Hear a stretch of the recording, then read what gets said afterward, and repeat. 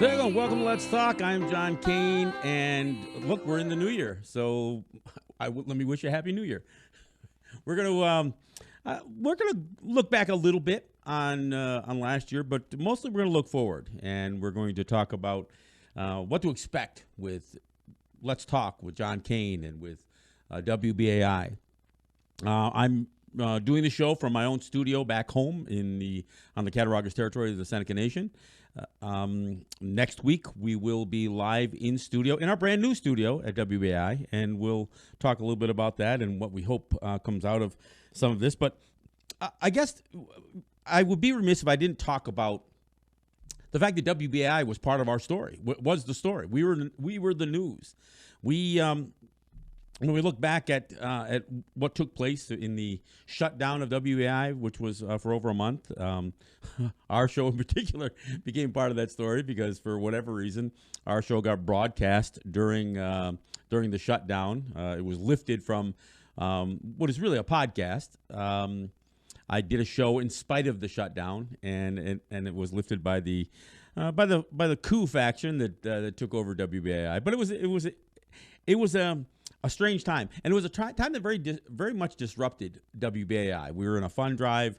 We still haven't quite recovered from having that disruption during our fund drive, and that's tough. I mean, that's a tough thing to go through, and that's why we've been in almost a fund drive ever since. And this is the last show that I'll do of the winter, or I guess. I don't know if it's considered the Winter Fund Drive, but so I do have to begin this program by doing as I always do, asking you to make a donation to not only to WBAI, but doing it in the name of this show. And I'm going to talk a little bit about why that's important. So I'm going to ask you to go to the pledge line, go to 516-620-3602. I know I say it too fast. I was scolded last week, so let me do it again. 516-620-3602. Or you can go online. You can go to www.give2wbai.org. That's GIVE, the number 2, WBAI.org. There you can make a donation of any size, either on the pledge line or on the website. I make a donation of any size. You can become a BAI buddy. And when you do become a BAI buddy or make a donation of any size, you can assign that or give credit to a program. And again, if you're listening to this program, and if you enjoy this program, if you want to see more of this program, then I encourage you to list this program as the show that you are making the donation in the name of. Now, it doesn't go to me. I'm not asking you to line my pockets. All donations, regardless of what show you assign, go to the general operating fund of WBAI. So again, I encourage you to do that and to support. Basically, we're asking you to support listener sponsored radio. We at WBAI have a unique role and responsibility. We are in the middle of the FM dial in New York City. We basically carry a lot of voices that you're not going to hear anyplace else. We are a diverse group of broadcasters. We are a diverse group of producers. We represent segments of our society. We aren't trying to cater to the big pockets. We aren't trying to cater to the mass population. We are oftentimes making sure that the most underrepresented people in New York City and beyond who listen to the station have their voice heard. Now, for me, there may be no smaller population in the United States than the Native population. We represent less than 0.7% of the U.S. population if you list us as part of the U.S. population. We are a very marginalized people. We live in sometimes very, very remote areas. As many of you know, I take a train to New York each week to do my show. I take a train from Western New York. I get on a train in Buffalo, New York, travel from the Cattaraugus territory to Buffalo, and then take a train from Buffalo to Penn Station, jump on the subway, and get down to Brooklyn. And then I travel back home. So we aren't we don't exactly have big radio towers and big radio stations on many of our territories. There's a few native radio stations. But the idea that WBAI provides me a space to not just so you can hear a relatively unknown voice, but so you can hear a perspective that you may not have considered. With our show, we oftentimes try to provide a perspective not to win you over, not to say, okay, I want you to see things my way and join my posse. No, I just want people to be aware that there's a perspective you may not have considered. I mean, everything isn't just right and left. Everything isn't just black and white. There are other ways of looking at all kinds of issues. And while I'm not trying to proselytize and suggest that people need to agree with my opinion, I just want people to know that it's out there. So we tackle a lot of Native issues, but we also try to present a Native perspective to the issues that affect us all. That's what we do with Let's Talk. That's what we have done with Let's Talk. Now, I do want to go back and talk a little bit about the shutdown, because during that shutdown, we took our lumps, to be shut down for that long time and try to recover from the fact that we still had payrolls, that were being made. We still had to keep our space. So we through a court challenge, we managed to wrestle control back of our airwaves in New York City to WBAI and not to this rogue faction of Pacifica that was hell bent on taking over our airwaves. Now, as a result of that, we had some changes afterwards, and not all of them. Some of them were good. I mean, from a Let's Talk standpoint, we are now back to a 2-hour program, and with that additional hour going, so now we're on from 3 to 5 every Thursday. With that extra hour, I have doubled the responsibility, which means that I have to carry my weight. So I need you, the listener, to demonstrate the appreciation to WBAI for this program, a unique program. And I'm not saying I've got to be your favorite program, but in order for WBAI to keep programs like this on the air, they have to make some determination whether the program is worthy of a 2-hour slot. And I don't know that's why I lost an hour and went to 1 hour in the first place. I think there was a lot of changes trying to that were implemented to try to increase our listenership and to to gauge what the listeners wanted. So anyway, I'm back to 2 hours. And with that 2 hours, I get to do a full hour, essentially every week, of listener calls. I present a topic. Sometimes I'll bring in a guest. We have a variety of things to talk about each week. We look at historical issues, and then we open up the phone lines, and that is such an important part of this program. Your voices, and not that I agree with all your voices. Obviously, sometimes we get the occasional troll, I guess, as they're being called now. But we have regular listeners and regular callers, and some of them have opinions that I don't necessarily agree with. But we give them a space to voice their opinion, and then I'll either add to that conversation, or we will debate a subject. And I frankly think it's good radio. Now, I do get some people who do call in after perhaps an angry caller or a caller with a counter narrative, who get upset with them and don't. I mean, look. We open up the phone lines so people can call in, and that's what we want. We want to engage people, and sometimes even the most obnoxious callers, the most racist callers, allow us to take a subject deeper than we would take it without hearing what that other opinion is on issues. So I'm not offended that we get some callers that perhaps get angered at what we talk about in this program. That's fine. I want to flesh some of that out. I think it's important to, but that's what we do here. So again, we are still at the tail end of last year's fund drive, even though we've entered into the new year. So I'm asking you to go to the pledge line, go to 620-3602 and make your contribution in the name of Let's Talk with John Kane. If you look for the show, it'll just be listed as Let's Talk. And, and let's see our way into the new year. I want to talk a little bit about what that new year is going to involve. And, of course, not the least of it is how I open the show and how I go in and out of the show, which is, of course, I'm talking about the music that I play. I open the show with a song by Charlie Lowry from Dark Water Rising, a native group, Tuscarora group out of the Carolinas. She's a very talented singer, but she's also very ill.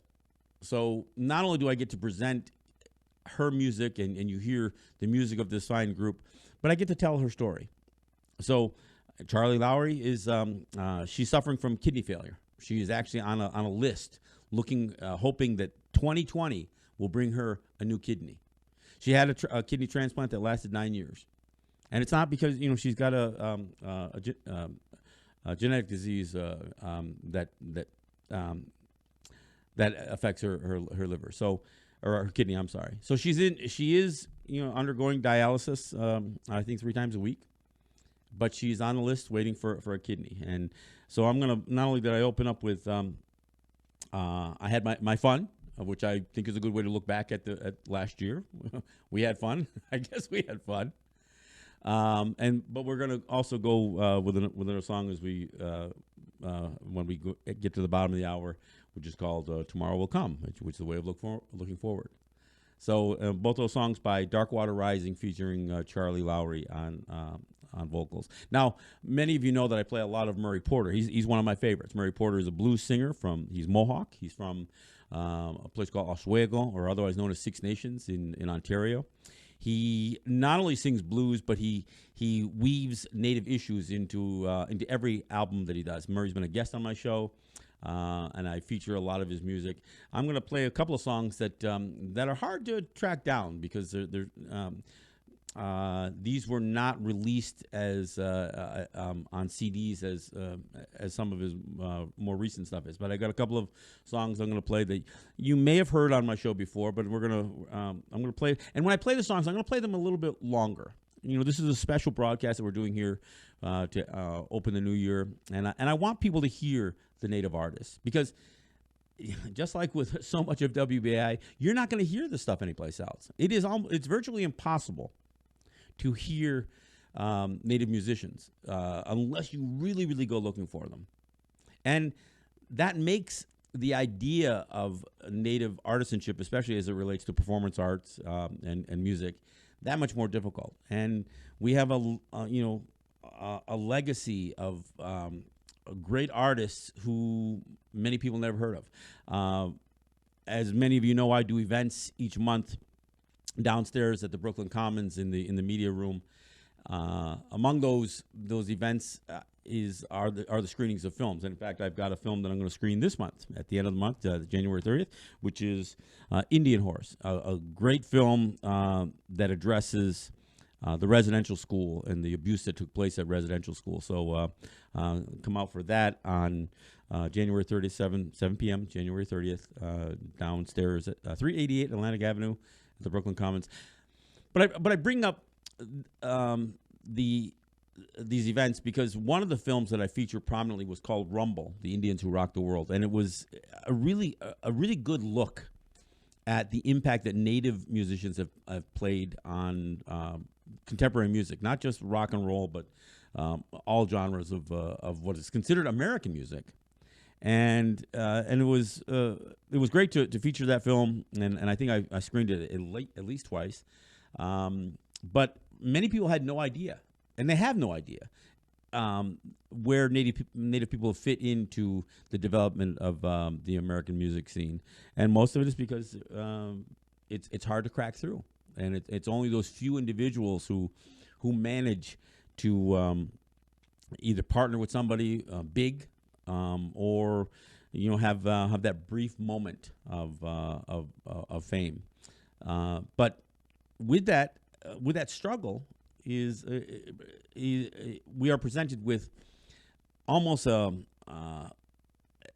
certain look at what plagues Native people completely all over, and So I think it's really important that people see what the Native struggle is, not just what it has been, but what it is. And we among the things that that I do here with this show, especially as I stream video of the show on my Facebook live, my Facebook group page, and on YouTube, is I try to wear a variety of clothing that will reflect some of the controversies. Today I'm wearing my White Skins shirt, a mockery of intended to mock the Washington football team, but a shirt that I've worn in the past was one that said "Get over it," because that's what we're told all the time.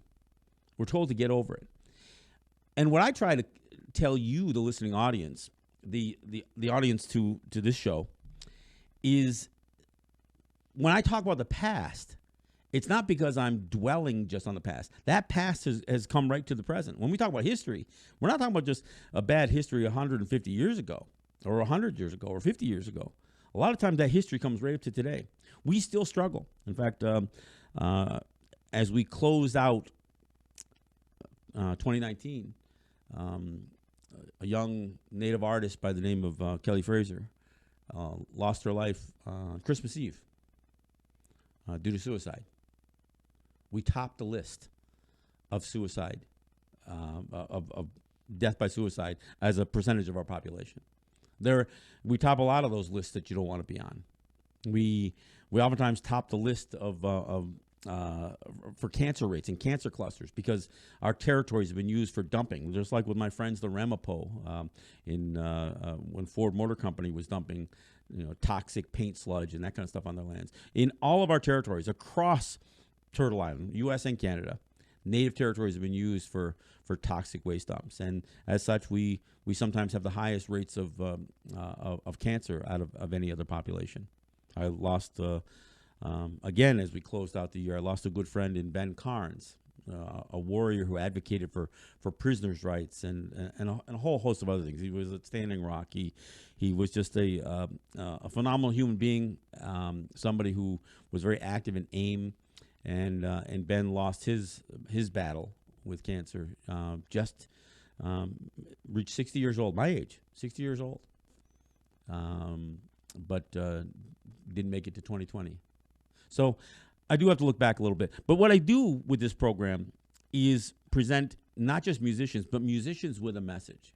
And we will do more of that as we go through, as we enter the new year. And so I look forward to that. I look forward to having more guests who represent Native artists, folks like Jeff Doreen and who I've had in the program. Other musicians from Hawaii, activists from Hawaii. Authors, David Grant, Killers of the Flower Moon, was a featured guest.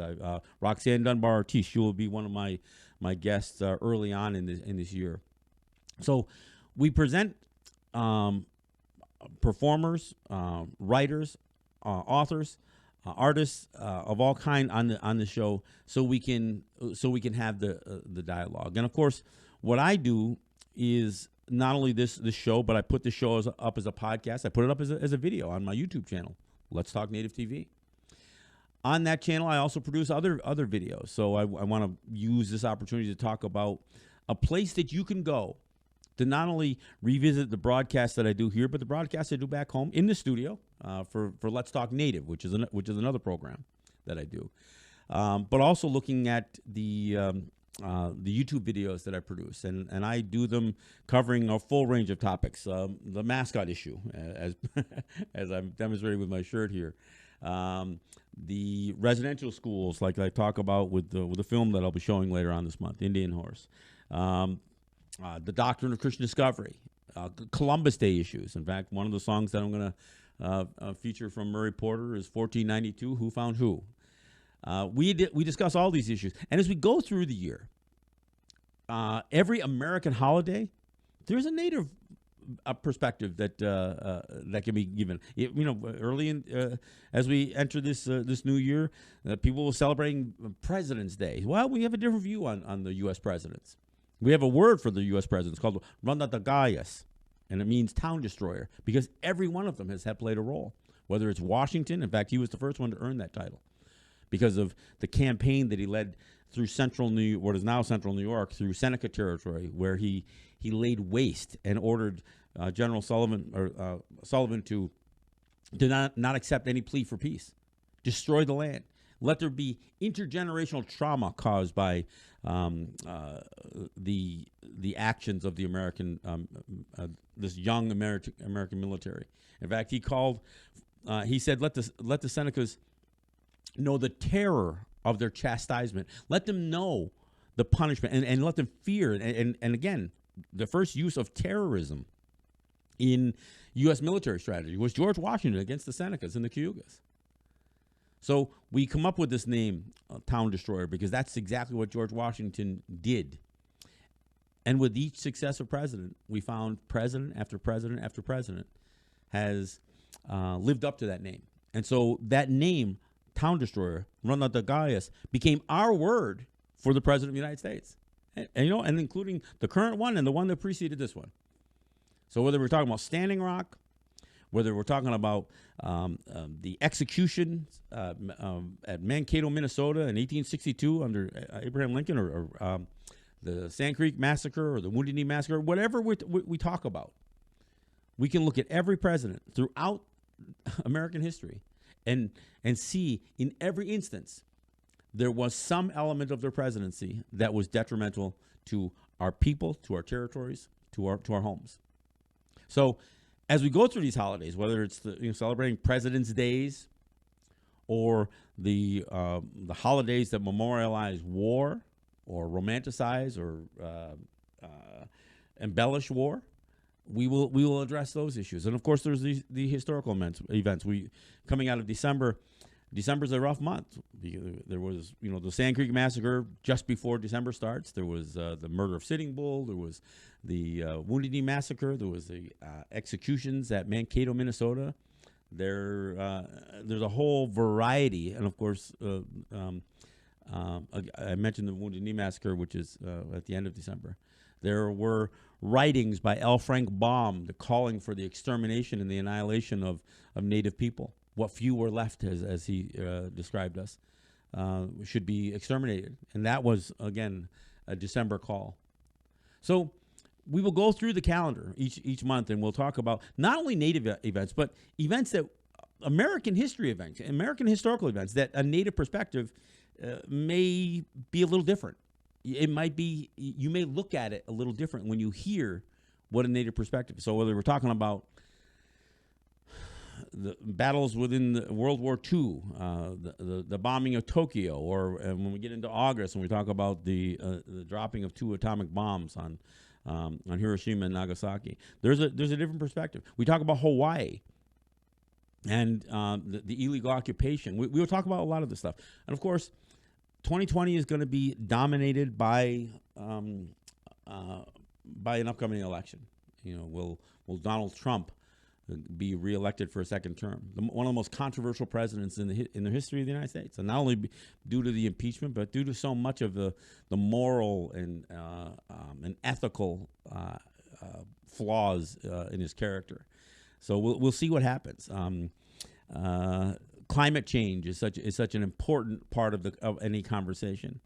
We look at not only what could be devastating effects of climate change, certainly to the people of New York City. Look, one of the biggest challenges that WBAI faced before this past year was when Superstorm Sandy took us off the air for a period of time, and we have to assume there's going to be the possibility that more of that will come. My ability to travel across the state obviously is impacted by it. So we have so much to look forward to. Now, and I'm not trying to scare everybody, because in spite of all this stuff, I'm relatively optimistic. I am optimistic. I think that this is an opportunity for people to step up in ways that we've never stepped up before. And I don't mean just at the voting booth. I mean, look, there are plenty of people on WBAI who are going to call for you to go out and vote. And by all means, do that. But don't just do that. There are so many things that we can do. And from an activist community, as an activist myself, I say get involved. So whether it's going down to stop the Williams pipeline, from affecting the waters of New York and Long Island, or whether it's, stepping up on the Black Lives Matter issue, or or other environmental issues. We need to be heard, and we need to not just cast a ballot every year, 2 years, or 4 years, but we need to be involved in our communities, and we need to step up when we see injustice. And that's what WBAI is all about. It's oftentimes WBAI has been called resistance radio. Well, there are a few people who represent resistance more than Native people. So I feel like that I am a good fit for WBAI, because I'm going to talk about not just Native resistance, but the allies and the alliances that Native people have formed, whether it was for Standing Rock or climate change and a whole range of other issues, women's rights, LGBT rights. There are so many places where Native people have played a significant role in some of these movements, and we will continue. I don't have to, say Native lives matter when supporting Black Lives Matter, because we are in the same boat. In fact, oftentimes as a percentage of our population, Native people are neck and neck with Black people in terms of death by cop, and we actually, again, as a percentage of our population, we actually have higher numbers, percentage-wise, in death by cop than most of the age demographics, except for the 16 to 22 age group. That's the only place where Black people have a higher death by cop rate than the Native people. Now, we're a small population, so the total numbers may not be very large, but in terms of percentage, it's significant. And we can talk about that as it relates to prison population and so many other things, especially if you factor in on the Canadian side, where Native people have a little higher population rate for the country, but a much more and a significantly dramatically higher prison population rate. So we will talk about these issues, and of course, let me see what's on my list here. Well, and again, the idea of promoting activism. It is such an important part of what we do. All right. Hey, look, we're at the bottom of the hour, so we're gonna go to another song, another Charlie Lowry song, and we'll take a break, and then we'll come back with more. Looking forward to 2020. Sitting by the phone, waiting for the ring. The clock says my next move. The hands move, but not for me, it seems to be the norm these days. Staring at the wall, waiting for the fall. When I get there, I know it will be. And the days go by, and the days go by and by.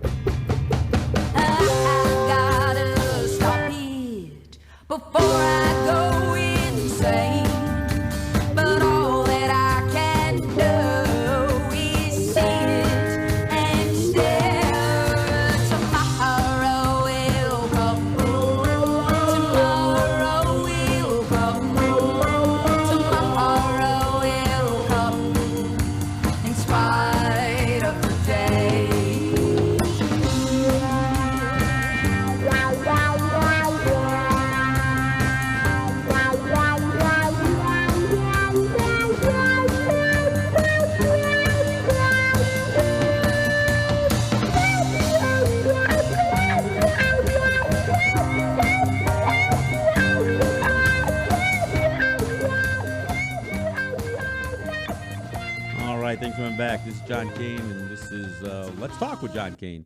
I'm doing the show remotely. I'm doing the show in my studios on the Cattaraugus territory of the Seneca Nation, which I do on occasion, especially when travel is tough. It is tough to get back and forth to New York from Western New York when we get around holiday time. The trains sell out, and it's difficult. So this week's show I recorded and sent in. And so this is not a live broadcast. We won't be doing calls today, but we will be doing them next week. And next week we will be in our new studios, and we've been in our new studios for a couple of weeks now.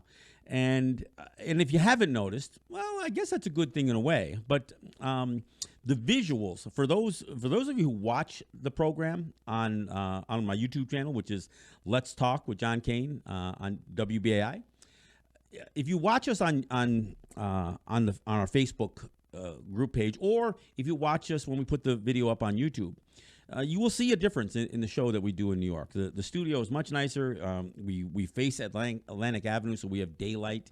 I'm still managing the light issues because doing a show that's from 3 to 5, it gets dark while we're doing the show. So I have, compensating is a bit of a challenge. But it's a much bigger space. We have room for many more guests. We also have room to do live performances. And although we've jammed them in our old studio, we have a much bigger space to bring in musical guests to perform. Now, as I said, if you watch my show on my Facebook live stream, you get a chance to see what we're doing.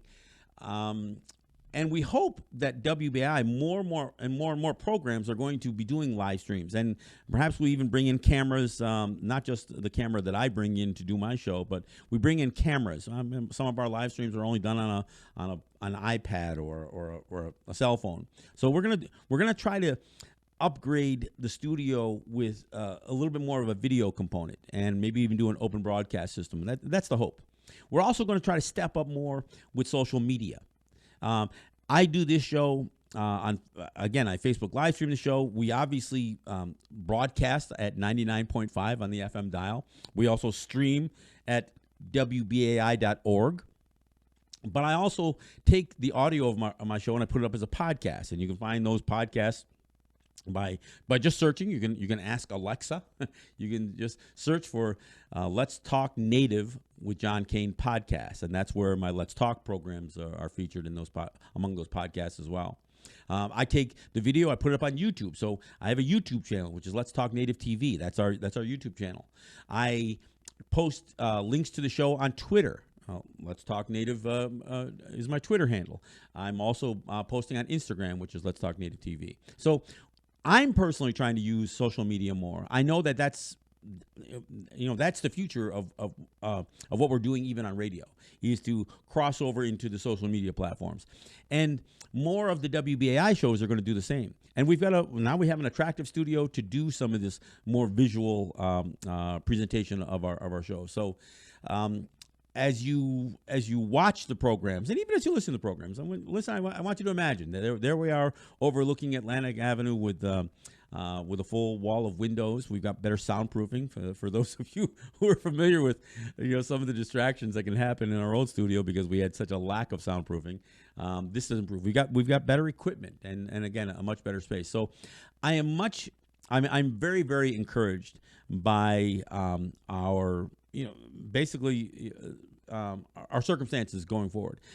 It's still a challenge. We still are in somewhat financial duress, and coming up with new funding strategies is also one of our challenges. So I frankly look to you, the listeners, to make suggestions when we do take calls. I'm always open to suggestions.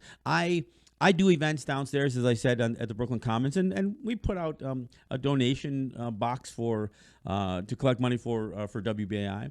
But I would like to do more in the city. If you know of any organizations that have a budget for speaking engagements, I'm willing to tackle a wide range of topics, and I would do that. I would do speaking events in New York specifically to fundraise for WBAI.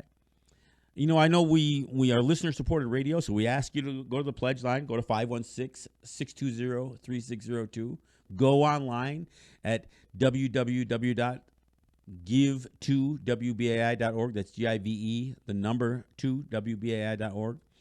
But I know many of you. We've been the beneficiary of a couple of bequests and larger donations, and I encourage people to do that. And if you know people, look. As a Native activist, I know that there are lawyers right in New York City who have who basically have bolstered their career by representing Native issues. And so, if you're a law firm, if you are, if you're an investor, if you have, had some good fortune shine your way, especially under this Trump administration, share the wealth. That is the way you give back. And we are at the tail end of a fund drive. So I'm asking that you support this radio station, and in doing so, I hope that you're willing to list Let's Talk as the program that you are making a donation in the name of. And look, we have offered premiums for fundraising, and we will in the past, or we will in the future. But we do need to change that funding model. We do need to come up with other ways to secure. Look, we're in the middle of the FM dial in New York City. There's no reason that we aren't generating the revenue or the listenership. So I ask that you share the show. So when I do a podcast, share the podcast. If you share the links to the live streams, whether it's the Facebook live streams or whether it's the audio live streams from WBAI or from as we list them as podcasts. Share the programs. Share the programs that you think make you think and that make you have a conversation. One of the things that I try to do with my show is to encourage, if not start, but at least encourage conversations on a variety of issues. And I don't mind that people don't agree with me. I encourage the disagreement. I don't want to get nasty over it, but I encourage the debate.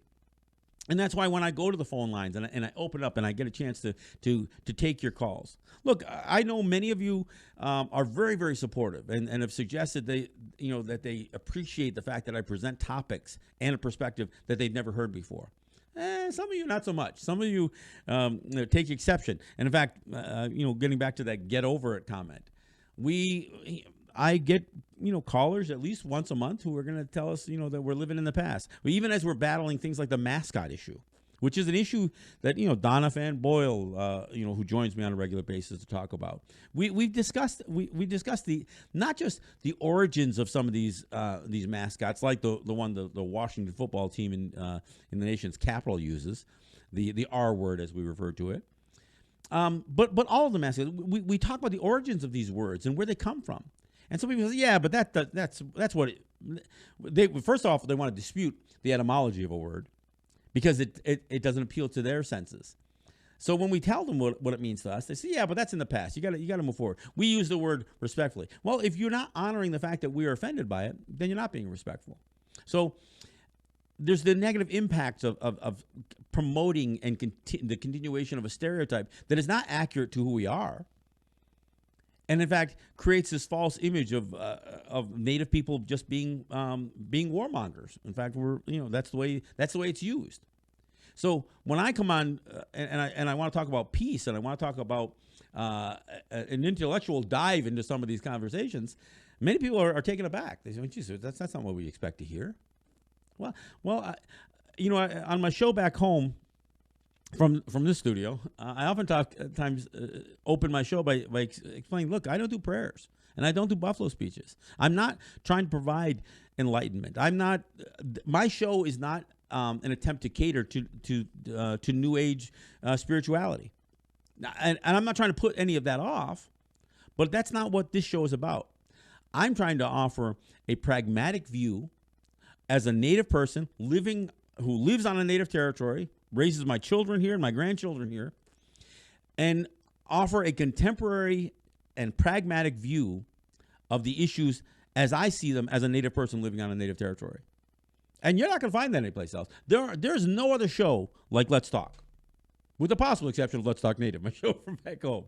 But this is one where I engage callers. And not just from New York City. Look, we sometimes get callers from all over the country. In fact, on a few occasions we've gotten international calls. That's an exceptional platform. That's an exceptional thing to have conversations like this that can happen on the airwaves in New York City, and of course throughout the internet. So that's what we do here, and I think it's important that a Native voice is heard. And so when we talk about things like climate change and environmental issues, Native people, sometimes we're referred to as the original environmentalists. Well, whether you completely buy into that or not, I know the relationship that Native people rely on is about not just a synergistic or symbiotic relationship with creation, but a respect for it. We do a thing called the Ahundo Gariwadekwa. One of these programs, I'll play my version of it. It's kind of long. It's about 20 minutes, but in that, what we call the words before all else, we describe our relationship with everything from the ground up, from the ground and water to all the living creatures, to the plants, to the weather, the clouds, the thunder, the lightning, the stars, and we talk about that as a relationship. Now, I know people have this view that we just have this spiritual connection. Well, whether it's a spiritual connection or not, we have a physical connection to all of it, and even the what we call our most distant relatives, the stars. I mean, well, look, we don't say that that's where we go when we die, although some people say that.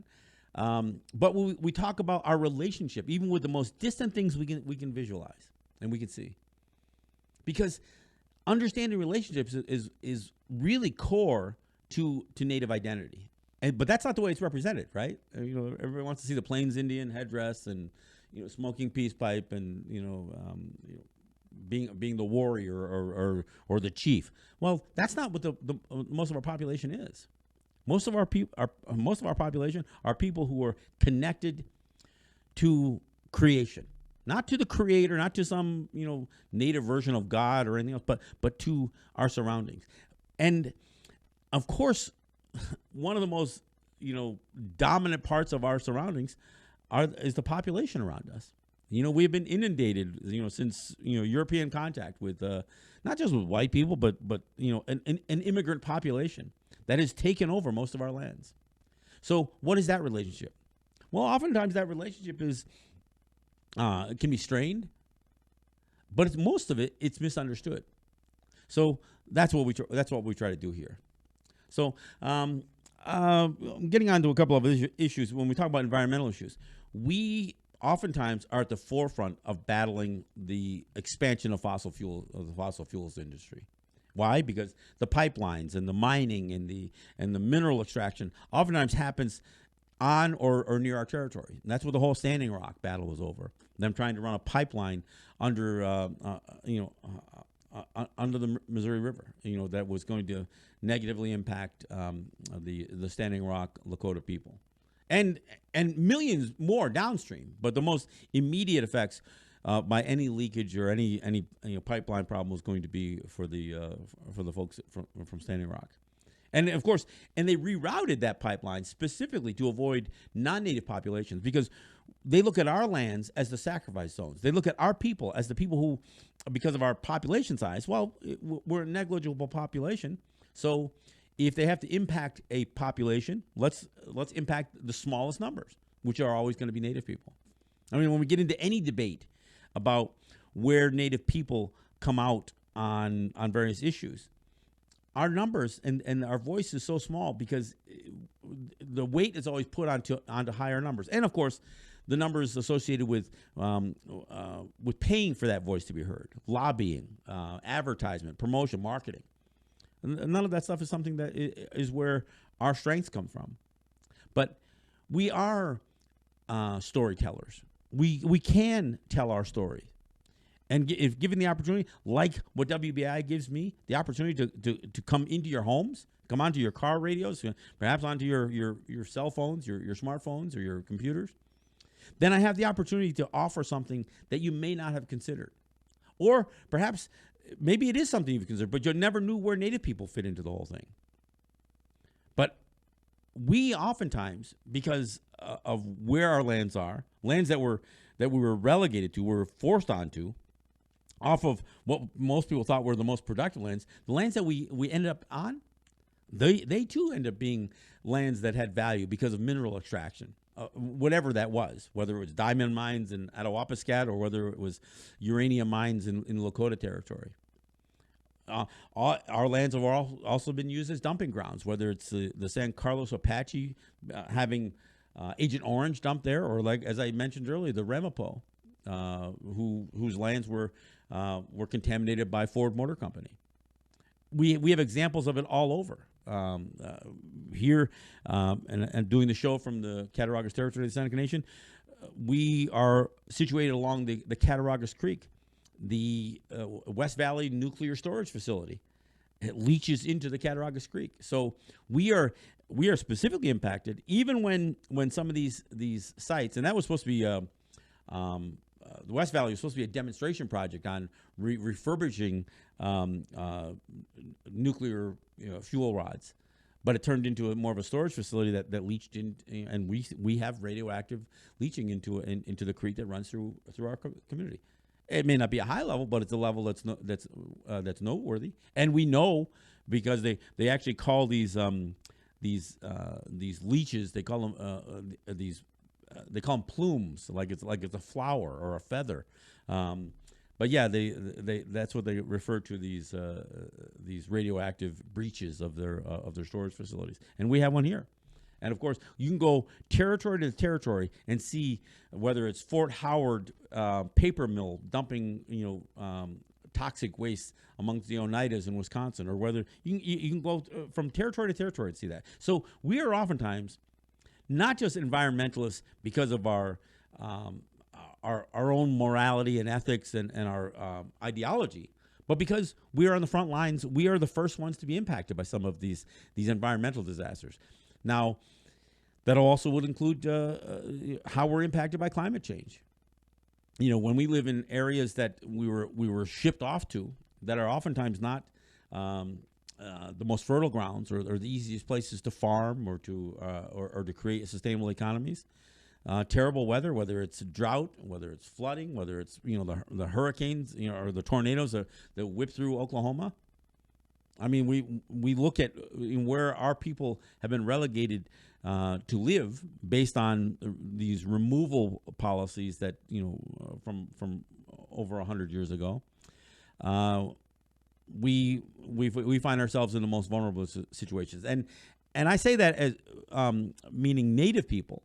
But if you talk about indigenous people beyond Turtle Island, I look at the indigenous populations of some of these island nations, Hawaii and the South Pacific and the Caribbean.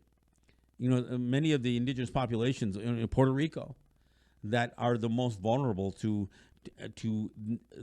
an increasingly more familiar levels of fierce weather systems. That's the result of all this climate change. So that's what we're going to talk about on this program. I mean, we can talk about not just the climate disasters, but the political disasters. When Roxanne Dunbar Ortiz joins me in the next several weeks, we're going to talk about the assault on indigenous populations in places like Brazil and Bolivia and Chile and Peru, Venezuela. And realizing that when we talk about these issues, we aren't talking about 100 years ago. We're talking about today. And we're talking about the role the United States plays in some of these things. And how even as we enter into this, what may be a very, very toxic election cycle, we're gonna find that the Democrats are oftentimes in agreement with the Republicans on how they deal with countries that of indigenous populations. So trying to flesh some of that out is also a challenge that many radio stations won't do, and that's something that my program will specifically address. We're gonna call out even the candidates who claim to be on the left. We're going to see what are their stance on Israel and Palestine. What are their stance on Venezuela? What are their stance on Evo Morales' battle in Bolivia? We're gonna find that out. And and for many people, we may find that it's not just the right that's a problem on a lot of these political and social and environmental issues, but the left is a problem too. So it's going to be that's going to make 2020. I mean, in history, everybody's going to refer to 2020 as as an election cycle. But it's more than that. We live this life every single day, and as we go forward, into this year, WBAI becomes more important as a place to hear the conversation that isn't just going to be the talking heads you hear every place else. So again, I encourage people to make a donation to WBAI. This is one of your last chances as we start to close out the 2019 and enter 2020 to make a donation and do it in the name of Let's Talk with John Kane.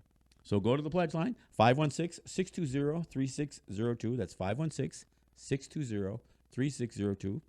And make a donation. You can make a donation of any size. You can make a one-time donation, or you can if you make a one-time donation, make it big.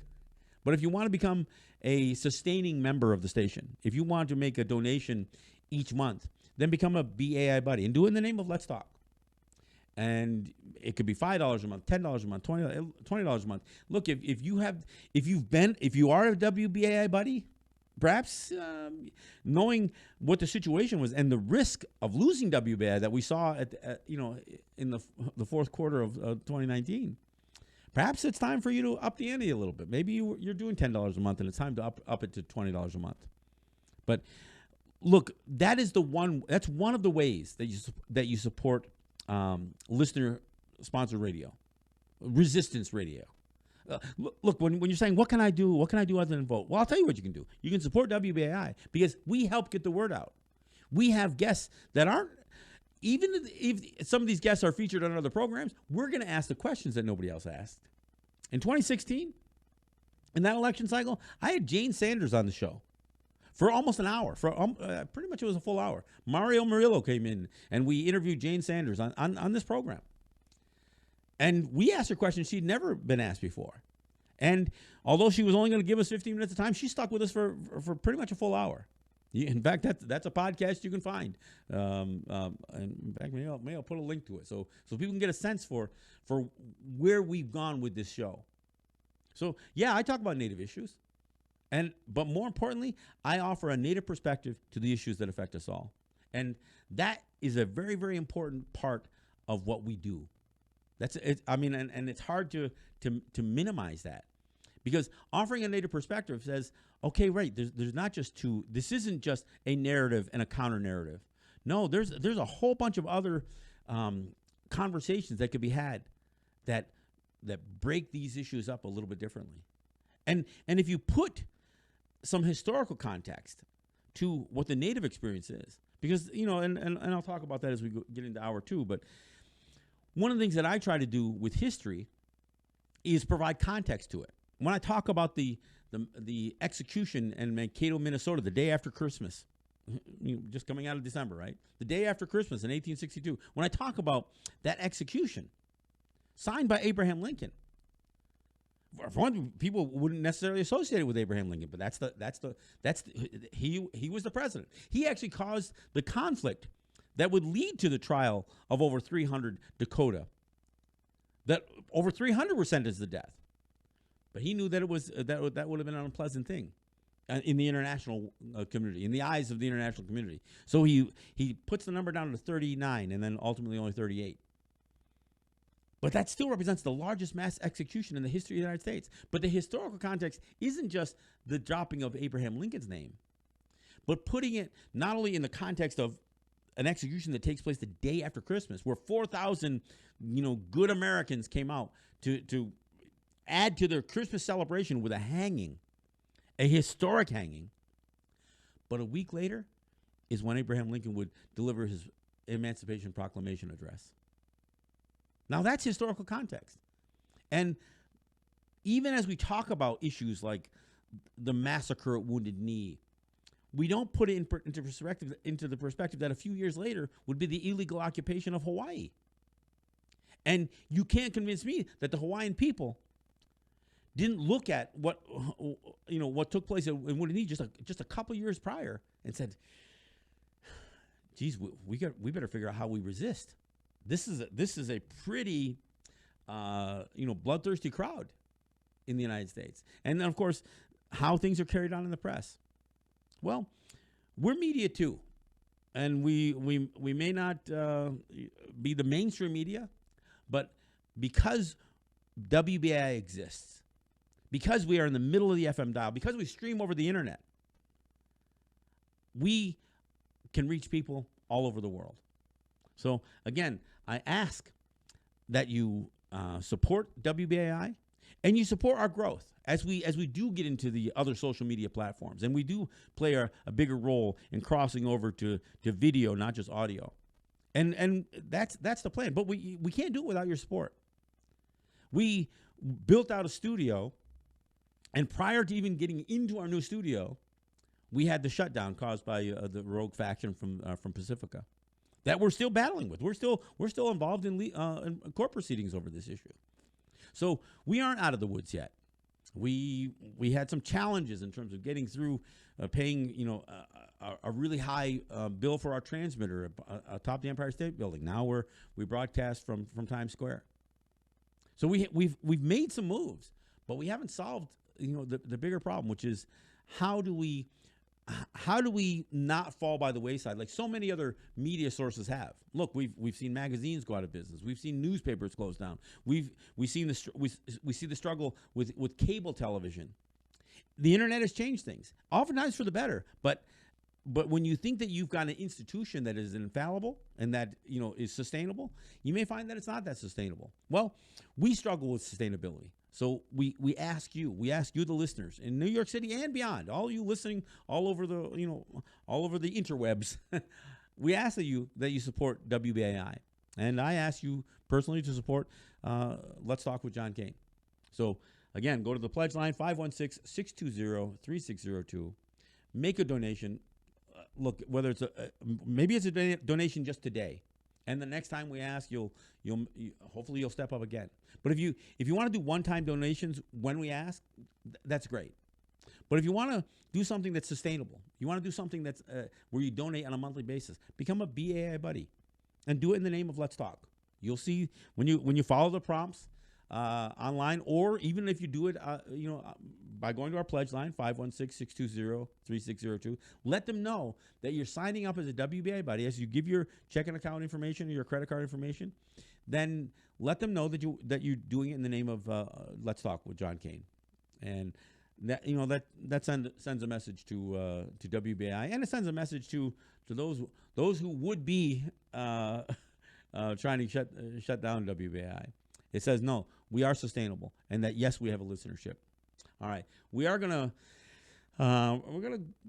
go off on another Murray Porter song. We did 2 songs by Darkwater Rising, and now we'll do a song, one of my favorites, old one from Murray Porter. It's called "Little White Lies."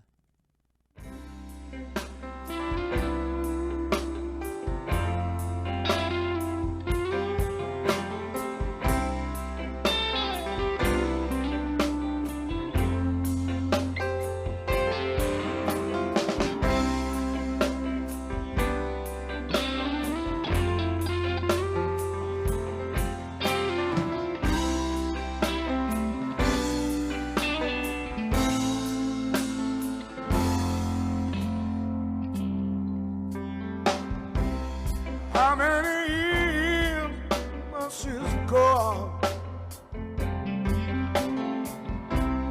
How many tears must we cry? And how many promises are broken? How many more little white lies?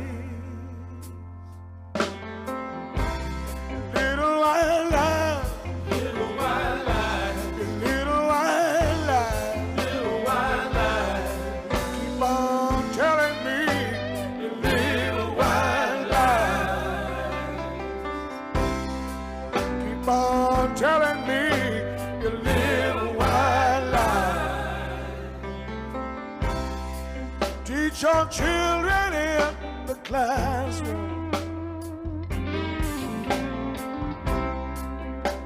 English history. What do they teach about the Indians? Took us prisoner in your fight to be free. Little white lies, little white lies, little white lies, little white lies. Keep on telling me your little white lies. Keep on telling me your little white lies. Say your lies don't hurt nobody. Only meant to know yourself. All the white lies only get bigger. Start to lie to yourself.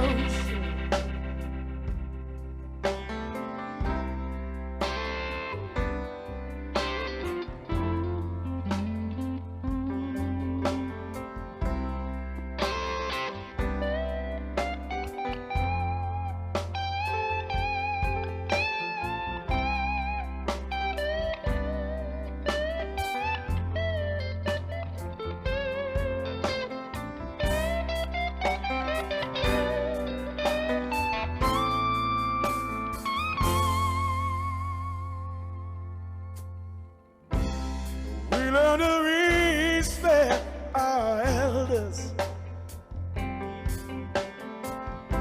The knowledge, wisdom, and pride. And don't turn your back just 'cause they're older. No, no. They're not used up. The fire still burns inside.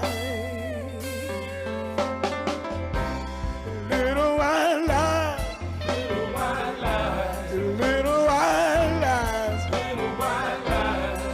Keep on telling me the little white lies, little white lies. All right, thanks for coming back. This is John Kane, and this is Let's Talk. That's Little White Lies by Murray Porter, with Pappy John's band, actually. That's Murray Porter, one of my favorites. You know that I feature Murray Porter quite a bit on my show. He's one of my favorites because he not only is he a musical talent, but he's also one of those guys who weaves in native issues into his music. And not just to mention it, but he actually drives the message home. He's dealt with songs associated with residential schools, with missing and murdered Indigenous women, with environmental issues, identity issues, and we'll feature a couple more songs at the bottom of the hour and as we go out at the top of the hour. As you notice, I'm actually playing the songs a little bit more in their entirety. Because I realize that oftentimes I just sample a little bit, but I wanted you to hear a little bit more of them. So Little White Lies is one of my favorites. So, hey, I want to mention something. Look, as we get into this 2020 and have to deal with election cycle issues, we need to be clear. This isn't just about WBAI or a native voice on Let's Talk trying to hold Trump accountable or calling out Trump for so many of his issues. But we need to hold the left accountable, because what gets missed in a lot of this stuff is how often it's the Democrats. Standing Rock, the whole battle with the Dakota Access Pipeline, that was the Obama administration. That wasn't Trump. It may have got completed. I mean, and frankly, that was almost a cowardice thing. The idea that in the 11th hour of the Obama administration, then Obama puts things on hold, only knowing that it would get picked up and finished during the Trump administration. But that entire debacle was on Barack Obama, and he's never owned it. I mean, every year he's going to be praised as man of the year or some damn thing, or his wife Michelle Obama. But nobody ever addresses some of the things that they are responsible for. And from a Native perspective, we've got plenty. But if you look at internationally, as my friend Jeremiah Hosea said as he joined us on the show, that the fact of the matter is, every president since, and this is according to Noam Chomsky as well, but even including the presidents during World War II, could have and should have been charged with war crimes, including Barack Obama. And in fact, Barack Obama may actually be guilty of more war crimes than Donald Trump. And I'm not saying that to praise Donald Trump either. And it isn't just, I'm not trying to pick on a few things from Barack Obama, but look at John Kennedy. John Kennedy, from a Native standpoint, he came into office barely beating Nixon.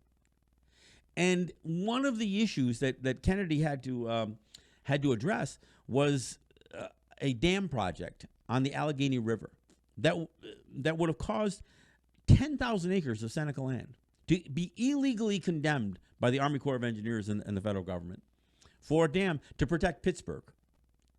Kennedy knew it was wrong. In fact, he apologized for it. But he wouldn't oppose the Kinzua Dam project because he couldn't afford to lose Pennsylvania.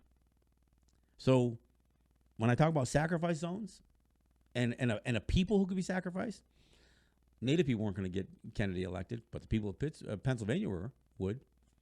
So he threw the Senecas under a bus. In fact, if you're familiar with Johnny Cash tunes, there's a song called Lake Perfidy from his Bitter Tears album, and he talks about, in one of the lines, he says, "Corn planter, can you swim?" Because they flooded out his lands. And that was a Democrat in office. I want to mention another Kennedy point, quote, I guess. And this has to do, as I talked about the executions at Mankato, Minnesota, 157 years ago. Those executions came because of a conflict that was caused by the Homestead Act, signed into law by Abraham Lincoln. And it sounds great, the idea that when you're in some sort of economic crisis, you just offer free land to people, and that stimulates the economy. Well, here's what John Kennedy spoke of, and he wrote about this in a message to Congress in 1962. He said, 100 years ago, the Congress passed the Homestead Act, probably the single greatest stimulus to national development ever enacted. And what people don't want to recognize is that they opened up federal lands. Where do you think the federal government got those lands? They stole it from Native people. That's what caused the Dakota Wars that would ultimately imprison over 300, almost 350 Dakota, 38 of which would be executed in a massive execution, a single gallows hanging 38 people all at once. But John Kennedy, the Democrat, liberal darling, right? He praised the Homestead Act without ever acknowledging the damage and the fact that this wasn't just about taking native lands and then offering something in exchange, but this was a failure to pay that thing in exchange. So as we enter this election cycle for 2020, as we look forward to this new year, you, the listener, has to know that WBAI has a responsibility not just to condemn the right. Yeah, sure, WBAI is a progressive radio station. We get that. But we're not sure how much the left represents that progressive movement either. So we need to hold the left and the right, the Democrats and the Republicans, the liberals and the conservatives. We need to hold them all accountable because none of this stuff is happening in a vacuum. When I think about the things that have happened, what's the one thing I always hear as a neighbor? Well, what we need is a native president of the United States. No, we don't. Some of the worst politicians who went from being native politicians into American politicians, they've been terrible for native people. And frankly, most of them have been Republicans, but even the Democrats. Oftentimes they come from military backgrounds, so they are of that more of the hawks than the doves. And that doesn't serve any of our interests. You know, I'm more of a, I am more to, I would subscribe more to the Muhammad Ali view on some of these military actions. I'm one of the people who can't understand why Native people enlist at a higher rate. And even this effort that I just read about, where Deborah Haaland, who was one of the new congresswomen, Native congresswoman, a woman from New Mexico, when she pushes forward this effort to have the medals of honor rescinded for the soldiers who were responsible for the Wounded Knee massacre, and I'm thinking, those people are dead. Rescinding medals for people who've been dead for over 100 years? I say leave the medals intact and let them all be a disgrace to the idea of glorifying and romanticizing war. I have a different view. Even though I'm Native and she's Native, I have a different view of these things. Because I think we need to hold Republicans and Democrats accountable. Now, and I say that as somebody who frankly doesn't vote in those systems. I don't consider myself an American. But I'm impacted by it. And again, I'm eternally grateful that WBAI provides me a platform to offer something that, and I'm not offering an anti-American view, but a view that's not American. But I'm not an immigrant either. You know, I represent a voice that is unique, even as a Native person, because many Native people have, frankly, succumbed to assimilation, and that's a challenge that many Native people face. By some numbers, 70% of the Native population no longer live on Native territories. They live in the cities. New York City here, 100,000 Native people live in New York City at any given time. And in fact, many of my relatives, my father died as a resident of Brooklyn, right? Not far from the WBAI studios. He was an iron worker, high steel worker, responsible for some of the biggest buildings in New York. But there's 100,000 Native people who live in New York City. It's a population that's not very organized, and that's why, as I go forward this year, I expect to have a stronger and more involved relationship with the American Indian Community House, Melissa Oakes and the folks at the American Indian Community House. We do a good job trying to announce their events, but I want to have more interaction. Something that's actually been lacking. Over the years, even as the host of First Voices, it was very difficult for me to have a good relationship with the at least the American Indian Community House, which is the only urban center for New York City. But we're gonna do better with that. And in fact, Melissa, who's a Mohawk from Akwesasne, a friend of mine, we will do more, and she'll join me on the show. But I think it's important that people realize that our population has been pushed off of Native. First, we got herded onto reservations, then we got pushed out. There was actually a policy. We hear about the removal policy, which was to remove us from our ancestral lands and put us onto these so-called reservations. But then there was the relocation policy during the Nixon administration, which tried to break up the reservation system, and push Native people back into the cities, so we could be dissolve and disappear into the urban populations. And by some estimates, again, 70% of the population that claims to be Native lives in urban settings, not on our Native territories.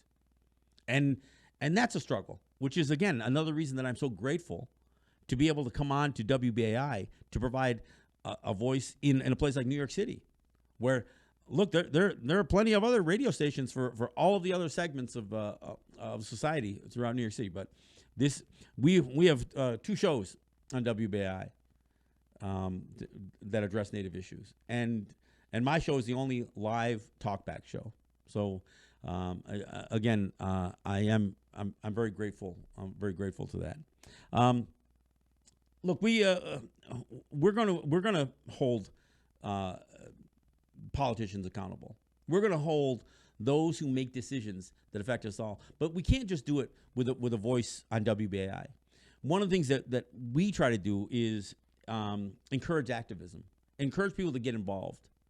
I'm hoping as we go into 2020, that WBAI will get into the community a little bit more, and that we will do look, one of the first things that I got involved in when I first was came on as a host and a producer was the climate march that took place in New York City. Mimi Rosenberg and myself, we were live on the street at Columbus Circle, near Columbus Circle anyway, to cover the climate march. We are the only station.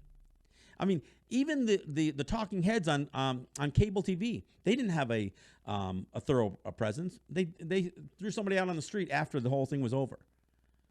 But we were there, and I'm hoping we can do more of that. I'm hoping we can do more live broadcasts and site broadcasts on events that are taking place. And New York City will increasingly be the center of attention.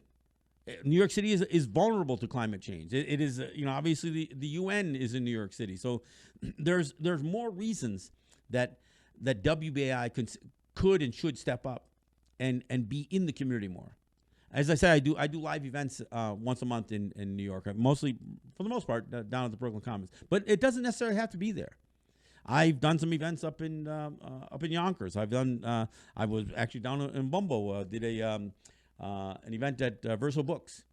So the opportunity for me to get into the community a little bit more, not perhaps broadcasting, but to do live events, I look for the opportunity to do that more, because I love taking these conversations directly to people, not just on the air, so we can look in each other's eyes and have an exchange. I mean, some of the best parts of doing this show is when I get into the public and get to have a conversation, and people can ask me questions, and I can connect them to perhaps other resources, books, movies, films, speakers, music. That's my chance to have sometimes a one-on-one conversation, not just talking through a microphone, but talking to a face, to a person, and I look forward to doing that. Again, just to remind people, this month I will be hosting Indian Horse, which is a film about residential schools, and it's powerful, and it's a tough one. It's a tough one, but it's something that people need to know, because these schools didn't just happen 100 years ago. They were happening. Look, the last school on the U.S. side closed in the 70s, 1970s, not 1870s, 1970s. On the Canadian side, the last school closed in 1990.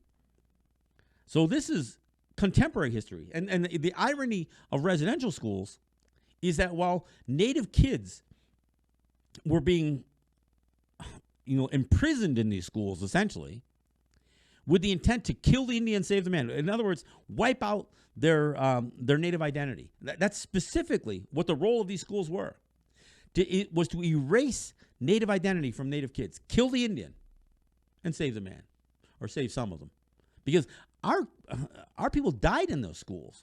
They were raped in those schools. They were sterilized in those schools. They died. They were abused in those schools, physically, sexually, psychologically. And the irony, to add even more irony on top of all that, was that white schools were taking Native mascots and were incorporating. So little white kids were playing Indian in their schools, taxpayer-funded schools.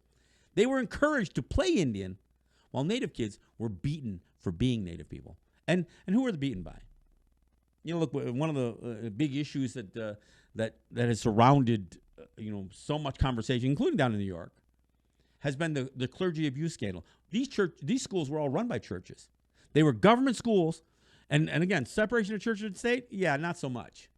These were church-run schools, and they were Catholics, they were Presbyterian, they were Methodist, they were Baptist, they were all different denominations of Christian churches that ran these schools. And I would argue that much of what would turn into this huge clergy abuse scandal started at these residential schools. Think about a school where the parents they literally had their kids stolen from them. So these schools were totally unaccountable to anybody. The government never checked in on them. And kids died. Kids were raped. They were sexually abused, they were physically abused, and they were psychologically abused. So I encourage you to come out, because this film, demonstrates it. Come out to see Indian Horse, and that's going to be on January 30th at the Brooklyn Commons, 7 p.m. The earlier you get there, the earlier we can get the film started, and then it gives us more time to discuss it afterwards. I mean, and there's a direct connection to what took place at residential schools and to this whole idea of the appropriation of our images for mascot issues. As I sit here wearing my White Skins T-shirt, so I think it's important that people understand the connection. And again, context. It's important that people understand the historical context and where society was, where white privilege and white supremacy played a role in all this stuff. I mean, some of the things that Native people went through, and even this film will show the racial prejudice associated. Even when Native athletes showed some level of success, what they faced. Jim Thorpe, Billy Mills. And even, in this case, a fictitious character. But people don't always associate Native people with being the victims of racism. Why? Because, well, how could they be victims of racism? Look, white people love Native people. No, they don't. Maybe some do, but in general, the idea of Native people. I just heard a poll recently that said 40% of Americans don't even know Native people still exist. 40%. Now, why would that be? How could it be that 40% of the American population, is it because they're ignorant and they're stupid? Well, we could argue that. I'll tell you why. Because we are not taught, the Native issues are not taught, and there's no Native issues taught past 1900. You may have learned of the Sand Creek Massacre. You may have learned of even the Massacre at Wounded Knee. But that's 1890. Native people aren't mentioned again. We're still here. But we're not mentioned in American history. There's nothing taught to the general population of American students past the year 1900. No Osage murders. And of course, they leave out a lot of other history, like the Tulsa massacre of black people. And the massacres that took place in many of the major cities in that 1910 to 1920 range. But what Native people have gone through, and how it is that American policy would drive Native existence to the point where we top every list you don't want to list, you don't want to be on. Murder, suicide, missing and murdered Indigenous women, substance abuse, suicide, all of it. How do we top all those lists? Policy created them. And while Americans were completely kept in the dark, what happened to Native people? Well, 40% thought we just disappeared, that we failed to exist, that we ceased to exist, that we went extinct. While you had American authors like L. Frank Baum saying, "No, let's exterminate them. Better that they be annihilated than live the miserable wretches that they are." He said history would forget these later despicable beings, and they would speak in later ages, of the glory of the kings of these forests and plains. That's what L. Frank Baum wrote, the author of The Wonderful Wizard of Oz. He called for our extermination, and he did it in a way that made it sound like almost like a backhanded compliment. Let's exterminate them so we can keep fond memories of what Native people were. L. Frank Baum had the view when the idea of the only good Indian is a dead Indian, he didn't mean. Well, I guess he meant it two ways, or in his view. He thought that there were good Native people, that there were good Indians, but that they were all dead. And the few that remained should be dead. So while some people thought the only way to make a Native person good was to kill them, there were others like L. Frank Baum who said, well, the only good Indians already perished. So the only ones left should perish. That's a view. That's an American held view. So when we talk about going forward, yeah, and again, we hear it all the time. I get callers all the time. They say, well, that's in the past. How do you, we have to go forward. Well, yeah, we do have to go forward. But we realize that there is a culture clash. When I talk about John Kennedy's quote about the Homestead Act, something jumped off the page differently to me. Because when he said, probably the single greatest stimulus to national development ever enacted. He didn't say economic development. He said national development. So we live in a time where we keep talking about nationalism. What could implant this sense of nationalism more than giving free land away to white people? And those were by and large the recipients of most of the lands that were acquired through the Homestead Act. He instilled and he encouraged a sense of nationalism. He didn't say economic stimulus. He said national stimulus. We live in a time where countries all over the world are advocating this sense of nationalism, oftentimes white nationalism. So whether you're talking about Brazil, whether you're talking about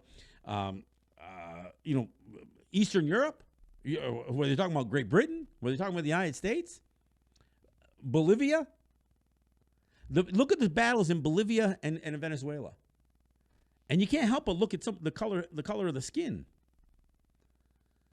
I hear people say, "Oh, we need more women leaders in the world." Well, that's a woman who's responsible and calling for the death and the imprisonment of Evo Morales. That's a woman who's down there in Bolivia. It's not enough to think that a person of color or a person of one gender or the other is enough. Look, should there be more women involved in politics? Yeah, absolutely. Half the population are women.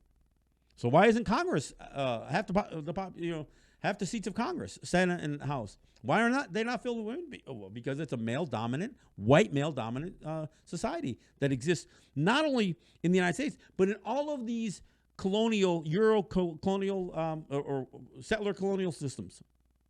Even the ones who have independence from those systems, they still have a strong sense of Eurocentrism, and that's what we battle. All right, hey, we're at the bottom of the hour. We'll take another break here. I'm going to do another Murray Porter song. Look, as we go forward in the year, we're going to talk about Columbus Day and replacing it with Indigenous Peoples Day. So as we do that, here's a tune from Murray Porter that asks a significant question.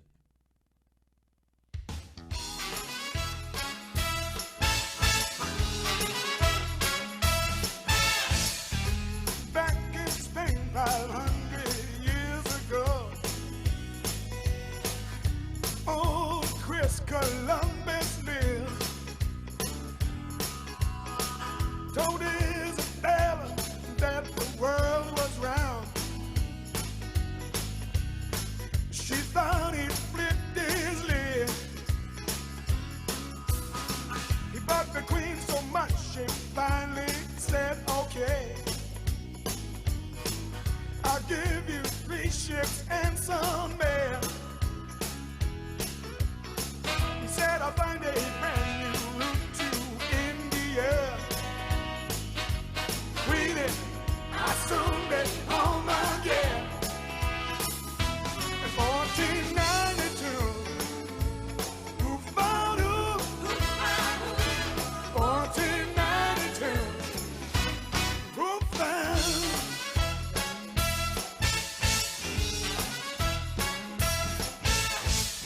Welcome all your tired and weary travelers.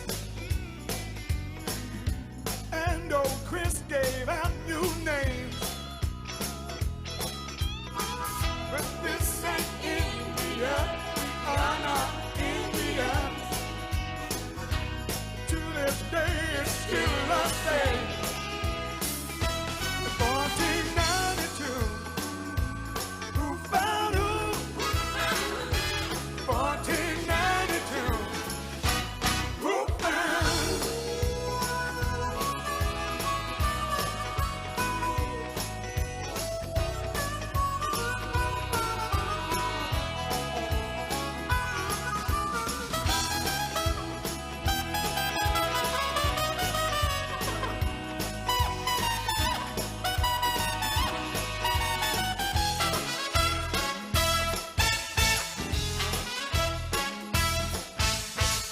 History books celebrate his great success.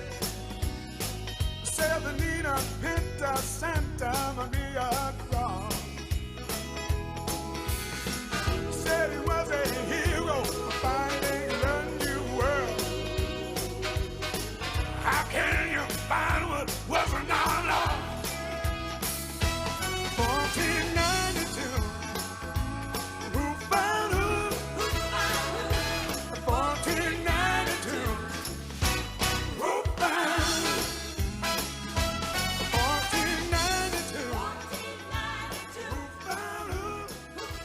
All right, that's Murray Porter, and that's 1492. Who found who? Well, be clear, Columbus was lost. And look, and that kind of brings me, I want to remind people that you can go and find a bunch of videos that I've done. If you go to my YouTube channel, which is Let's Talk Native TV on YouTube, I've got a bunch of videos. Not only do I put videos of the shows up, but if you look at the short form videos, I did a great one on Columbus, and I encourage, it's the most viewed video that I have. But it's Columbus in his own words, and I encourage people to check it out. I've got a powerful video that dogs Ruth Bader Ginsburg. I know, liberal darling of the Supreme Court, but she cited the doctrine of Christian discovery as in footnote number 1 on a case against the Oneidas to throw out an Oneida land use, not a land claim case. They already purchased the land, but no, you can't claim it as native land. That's what Ruth Bader Ginsburg says. She cited some terrible legal precedents and some terrible legal theories, and one that has no place in any legal proceedings, which is the doctrine of Christian discovery. A Jewish woman on the Supreme Court citing the doctrine of Christian discovery as a means to throw out a native land claim case. So look for those videos, and I've got a bunch of them on there. Explanations about the Indian Gaming Regulatory Act, all kinds of videos. And, of course, videos of the shows that I do in New York and the shows that I do back here in my studio here for Let's Talk Native. So I encourage you to check out my YouTube channel, which is Let's Talk Native TV. And, look, I'd love to have some feedback. I'd love to get some feedback from you. Look, I got to bring up something else.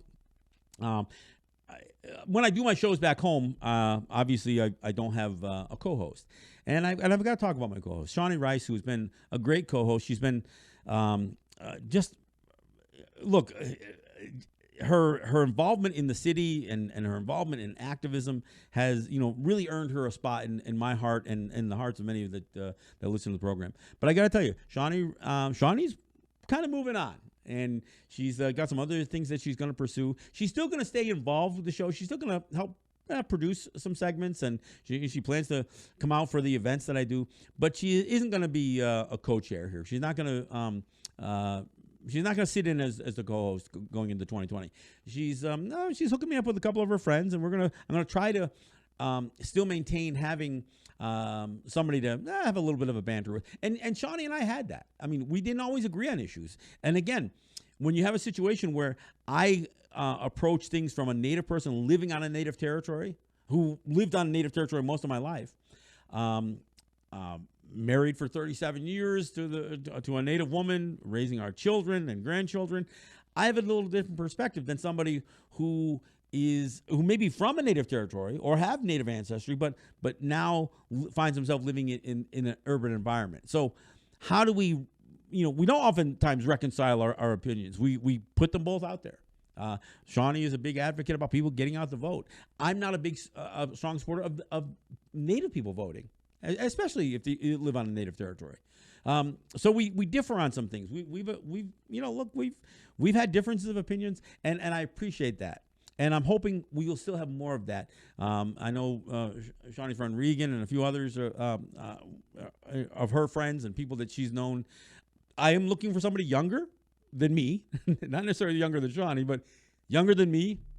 I would prefer to have a woman step up as a co-host, so we can offer a Native perspective, both from a woman and from a man and from an older guy. I'm 60 years old now. Somebody did the math, and I was born in 59, so I've actually lived days in 8 decades. As of today, or as of yesterday, I will have lived in the 50s, the 60s, the 70s, the 80s, the 90s, the double O's, the teens, and now getting into the 20s. So I will have lived in 8 decades, 2 centuries, and 2 millennia, and I'm 60 years old. So I'm looking for somebody who perhaps maybe has a few less, a little more mileage on their tires than I do, and hopefully that's what we'll have. But again, as we close out, 2019. I do want to say, offer the fondest farewell to Shawnee Rice, who sat in with me for a couple of years, and I greatly appreciate everything that she's done for the show, including filling in a few times when I wasn't available on vacation with my grandkids or for whatever reason. So, and hopefully we'll get her back. I think we'll still get her in studio, but I have to tell you that we can't expect to see her week in and week out in the way that you see me. But we'll see what who else we come up with, and again, Shawnee does plan to help me with lining up some guests. She's still going to be involved in the show, but she's not going to be able to commit to being in sitting in studio week in and week out. So again, so by all means, offer your thoughts on our Facebook group pages. I will not be at all put off by any of you expressing your concerns about us losing Shawnee Rice. So, but again, I want to thank her for all that she's done for the program. So, but I do want to I do want to say, we are going to do not just the monthly events. Hopefully, we can get an uptick and do more events, do other speaking events, do other events in the communities, not just at the Brooklyn Commons, not just here in Brooklyn, but perhaps in other places of the city. I know my friend Doc Shah Bay, we've done a couple of events together, and we hope to do more up in Yonkers or in the Bronx, wherever. But try to do some other events. So. I've spoken at some other universities, in the New York area, Hofstra, hooked up through Mario Murillo. I've been at Delphi, and I've spoken at in other places like Fordham and other places. So we'll hopefully we'll do more of that. And but some of that's on you, the listener. Call for it. If you're a part of an organization, a school, even a grade school, a high school, a university, a trade organization. And you want to bring in speakers? Look, I'm available. I'll make myself available. It's a long trip to New York, but I do it for this program. I travel, 16 hours on a Thursday, 8 hours to New York and 8 hours back. I'll stay over. I'll come in a day early or stay a day late if we can set up other events to be involved in. And of course, hopefully we do some things with the American Indian Community House. As I said, I think there's more opportunities to do more. I'm really hoping we can bring in Murray Porter. I mentioned that Murray Porter is from Six Nations in Ontario, but that's not where he lives now. He lives out on the West Coast. He lives out in the Vancouver area. But I'm hoping with some friends like Doc Shaw that we can perhaps get a venue and bring Murray Porter. Doc would love to see him on a Steinway, not just on a Yamaha keyboard. Somebody banging away with with an orchestra even. So we'll see what happens. But we'll love to get my good pal Murray Porter. I've done some events with him in the past, and I'd love to bring him to New York and have him get a great reception from the New York listening audience. I know many of you ask me sometimes. In fact, we've offered Murray Porter CDs as one of the premiums. You can look it up on if you go on to the product index on the website, which is give2wbai.org. You can find it there. In fact, let me take the opportunity to again encourage people to make a donation to WBAI. You can make a one-time donation. And you can do that anytime. We pretty much keep the pledge line available even when we're not in fund drive mode, and that number is 516-620-3602. And of course, the website www.give2wbai.org, which is GIVE, the number 2 WBAI.org. If you that's always available, and you can always make a donation. Look, you can do snail mail. You can send send a money order, a MoneyGram check, a postal money order.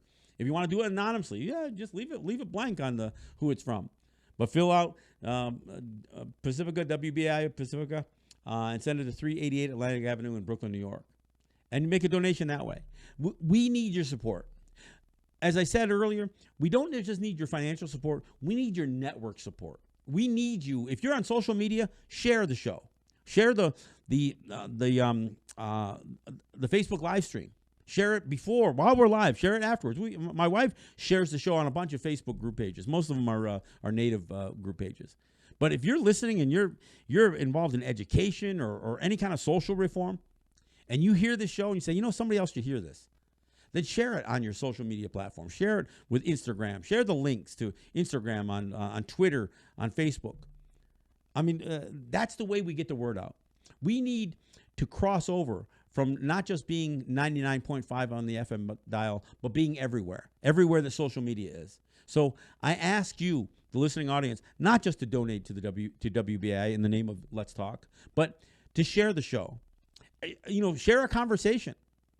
Tag me, and I'll engage you in the conversation. You can find me on Facebook, both on my profile page, John Kane, or on my Facebook group page, which is Let's Talk with John Kane on WBAI, or my other group page, which is Let's Talk Native with John Kane. So I do two shows. I do a show back here in this studio that you're seeing me in, or where I'm recording this show on the Cattaraugus territory of the Seneca Nation, and of course I do a live show pretty much every week in New York City at 388 Atlantic Avenue in Brooklyn, New York.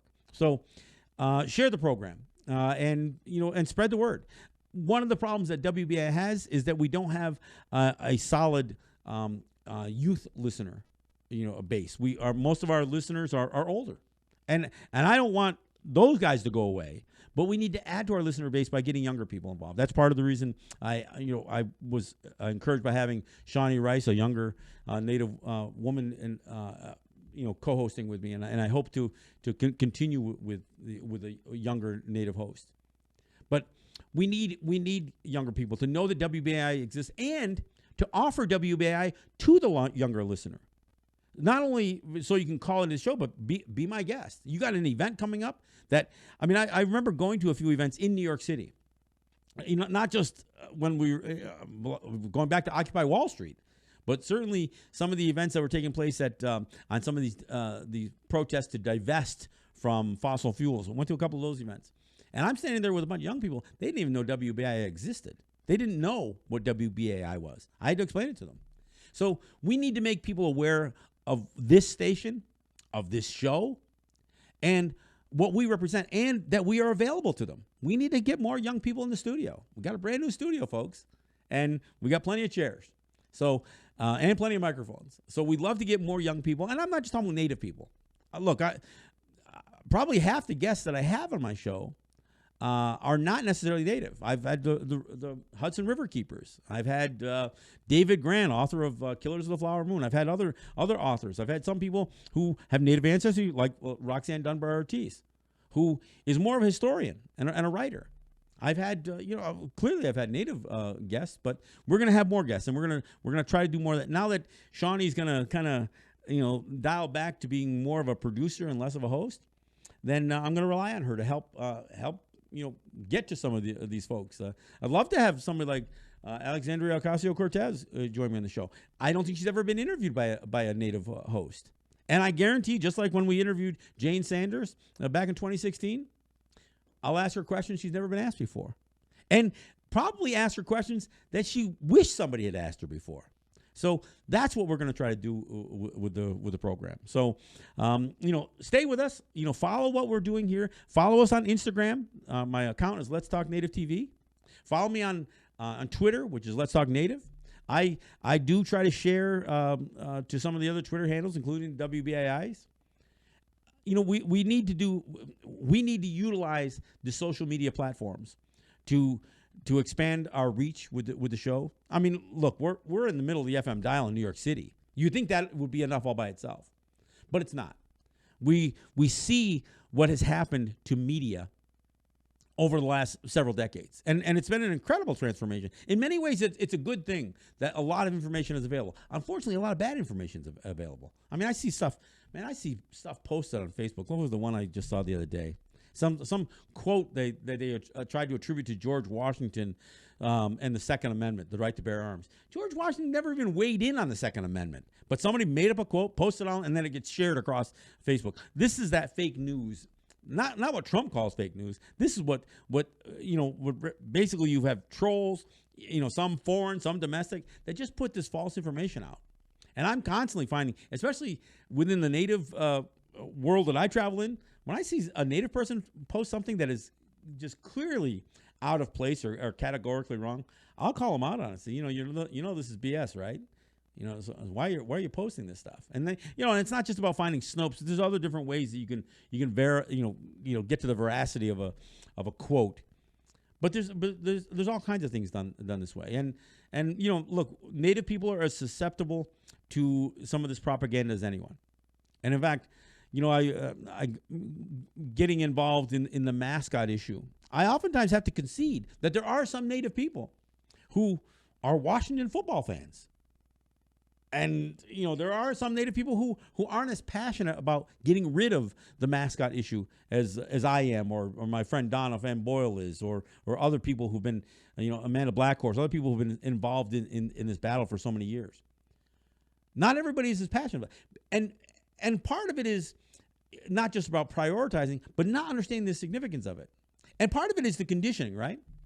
There's been an effort. I talked about the residential schools and the direct effort to assimilate Native people. Assimilate and eliminate. Because through sterilization programs and sometimes these residential schools, there are through tuberculosis and some of the other diseases that ran through these things and the failure to provide proper medical treatment, there was a mortality rate of over 50% in some of these schools. These schools had graveyards associated with it. But the effort was to assimilate us, and it worked. Part of the reason that we have the highest enlistment rate in the military is that when you went to a residential school, that was what that was the only thing you were trained for, was to take the next logical step was to go from a rigid, oftentimes run by military or by church, to go into the military. So assimilation was an effective tool. We have Native people who are polarized in American politics. See, I'm not one of those guys who's pulled in to the right or to the left. My view navigates between the political spectrums of the United States. I don't consider myself an American, but we have plenty of people who want to get out the Native vote, and oftentimes they want to lean towards the Democrats because of the promise that liberalism is supposed to represent for Native people, but oftentimes a promise unkept.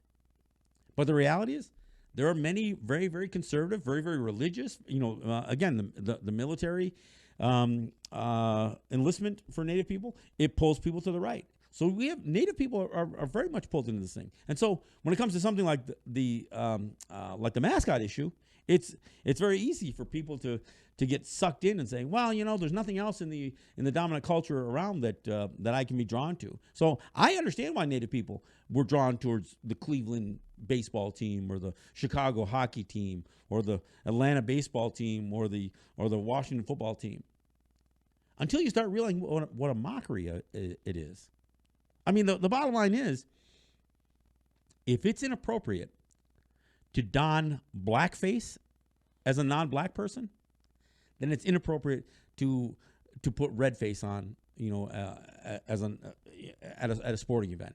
And not just red face. I mean the headdresses, the costumes. And I don't mean just the cheesy Native costumes and the war paint and all that stuff. But there are some places, schools, colleges, and pro teams that have gotten people with authentic, what I would call regalia, Native dress used for ceremonies or powwows or whatever else, for dance, and parade them out on the field. Sometimes they were Native, sometimes they weren't. But oftentimes in red face.